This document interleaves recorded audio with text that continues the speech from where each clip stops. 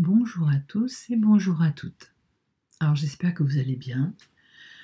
Aujourd'hui, à la lumière de la conscience et dans la série Lâcher prise, j'ai envie d'aborder une notion plus subtile, celle de l'acceptation. Alors on entend souvent ce mot, il faut accepter, tu n'as pas le choix, c'est la vie, c'est ainsi. Oui. C'est quoi l'acceptation? Que veut dire ce mot? Que veut dire accepter? Alors accepter, selon la simple définition du dictionnaire, c'est dire oui. Oui. Oui, c'est là. Oui, c'est déjà là. Alors oui. Alors pourquoi ce frein à l'acceptation? Pourquoi cette résistance? Et qu'est-ce qui est si difficile d'accepter? Alors ce qui est difficile, c'est l'acceptation d'une situation, d'une personne, d'une décision avec laquelle je ne suis pas d'accord.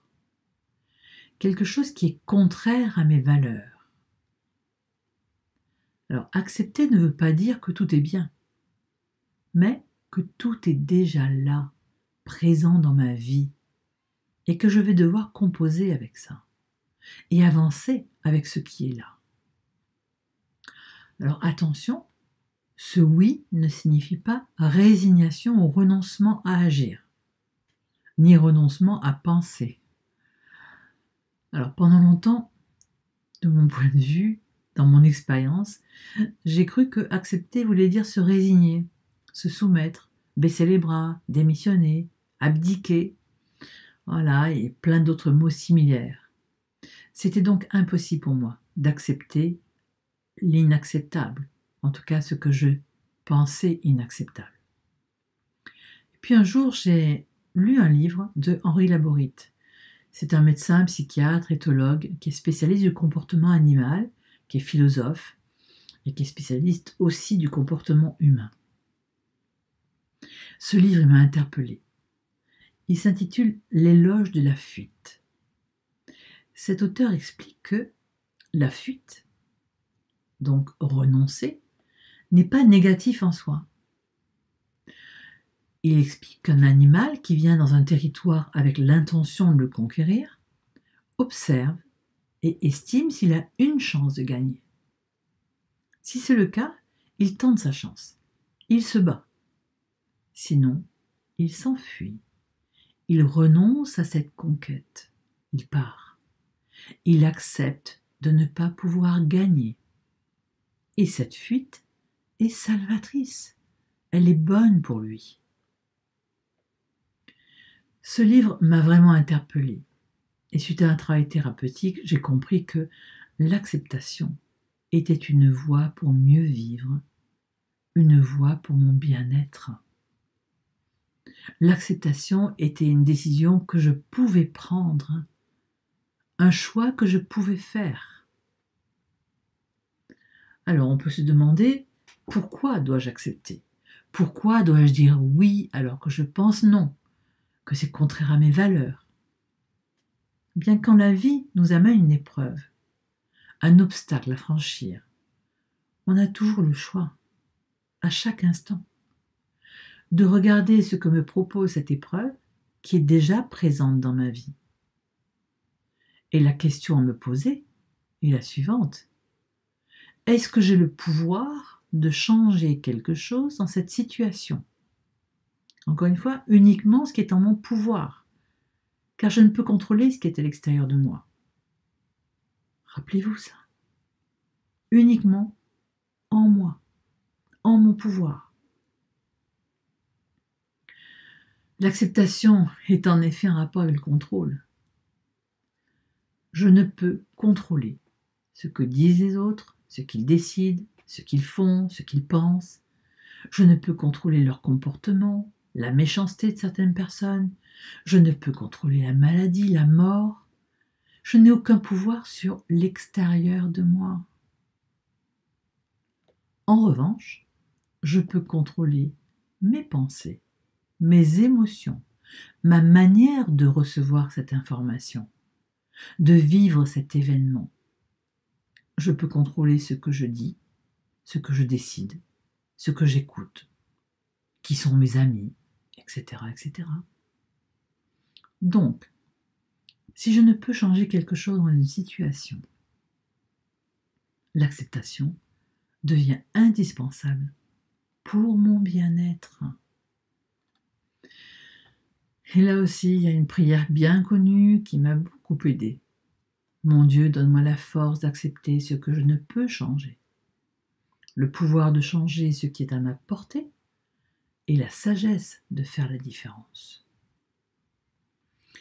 Cette prière pleine de sagesse, je l'ai répétée très souvent dans les moments où la vie m'a obligée d'accepter ce qui était là, où la vie m'a mis sous contrainte. Alors en résumé, comment et pourquoi accepter une situation que je n'ai pas choisie? Eh bien tout simplement par amour pour moi, pour cesser d'alimenter ma souffrance. Et là est mon pouvoir. Alors il est important aussi d'entendre que l'acceptation n'empêche pas l'action. Je vous donne un exemple personnel. J'avais un travail que j'adorais, avec une équipe super, et un jour un nouveau chef est arrivé. Insupportable, odieux, autoritaire, irrespectueux.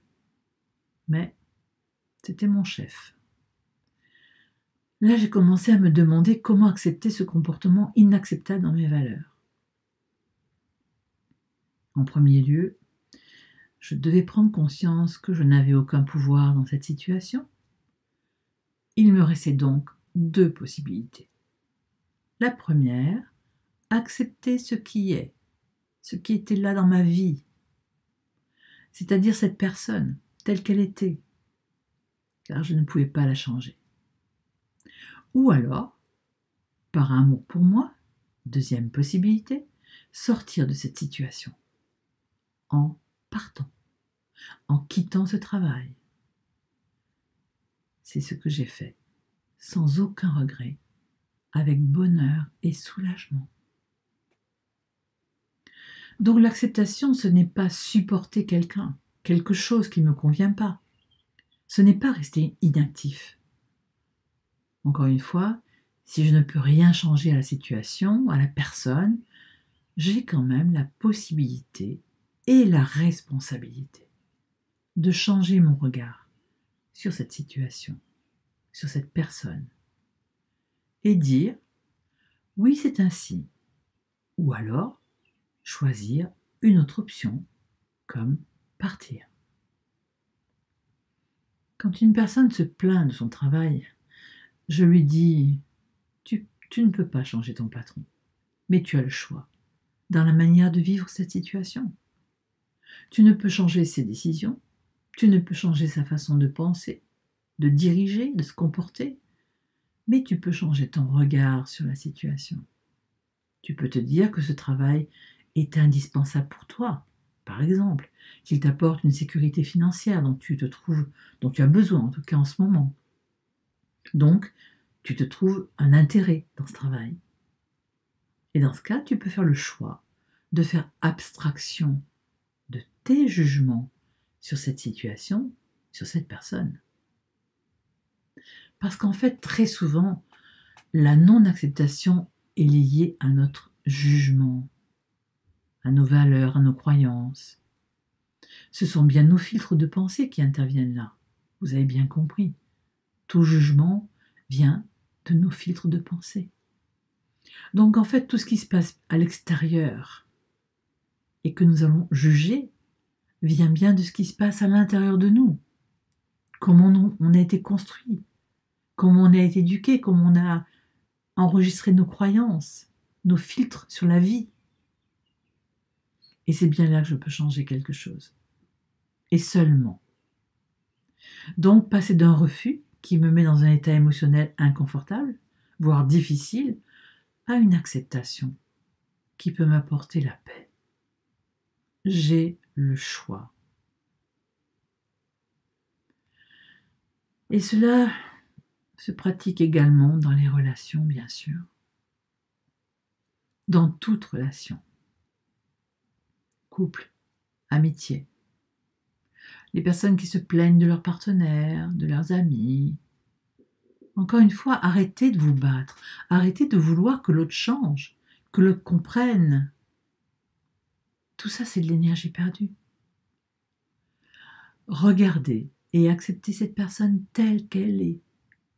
Prenez conscience que vous ne pouvez la changer et choisissez ce qui est bon pour vous de décider. Voilà ce qu'est l'acceptation. Alors dans le quotidien, si quelque chose vous contrarie, vous révolte, vous semble inacceptable, arrêtez-vous un instant et posez-vous les questions suivantes. Ai-je le pouvoir de changer quelque chose dans cette situation déjà présente dans ma vie? Si oui, quelle action puis-je poser? Sinon, quel autre regard puis-je poser sur cette situation? Autre question. Observez ce qui se passe en vous, vos pensées, vos croyances, vos émotions. Observez bien et demandez-vous. Suis-je en train d'exprimer des jugements de valeur? Si c'est le cas, rappelez-vous, c'est votre vérité, c'est votre filtre, mais ce n'est pas universel. Enfin, une autre question. Demandez-vous, quelle action, quel choix est possible pour moi là maintenant? Vous pouvez exprimer ce que vous ressentez, votre point de vue, mais sans attente, sans vouloir convaincre. Car cela voudrait dire que vous espérez changer ce qui est à l'extérieur de vous. Vous pouvez vous éloigner provisoirement pour vous préserver et ensuite décider d'accepter ou de partir. En conclusion, je dirais que l'acceptation est le degré supérieur du lâcher-prise. C'est une attitude durable, réfléchie, face aux aléas de la vie. Dans le lâcher-prise, on arrête de se débattre, et dans l'acceptation, on reste présent dans l'action, avec lucidité et calme. L'acceptation est un accueil sincère du réel, tel qu'il se présente à nous. Je vous laisse méditer sur ce terme, sur ce concept, sur cette idée de l'acceptation. Merci à vous. Merci pour votre écoute.